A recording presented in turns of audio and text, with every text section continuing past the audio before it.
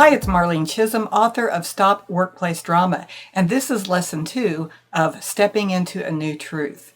Last lesson, we talked about how to identify the old story. How do we identify when something in our reality is really just a story? It's the way that we see things. And I gave you 4 ways to identify a story so that you can identify it within yourself or when you hear someone else talking about their life. Because after all, the story we tell is the life we live. So on this lesson, I want to talk about why it takes some people years, if ever, to step into a new truth, and why it doesn't have to be that way. How you can step into a new truth really almost immediately. So here's the way to think about it.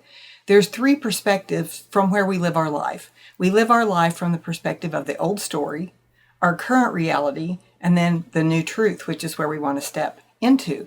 The bridge is our current reality. So the way to get into the new truth is from the current reality. But here's what happens. We get some sort of a trigger, and that trigger is an emotional response. It's fear, it's doubt, it's whatever emotion comes that seems to be a pattern in our lives. The situation is really just the event that gives us the trigger.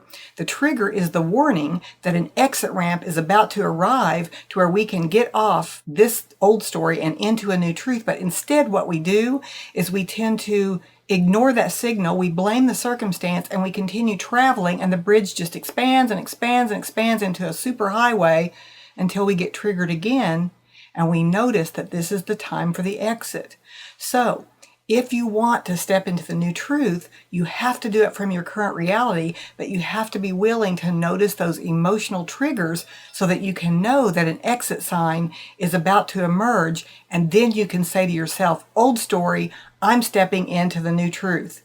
Stay tuned for more lessons about how to step into a new truth.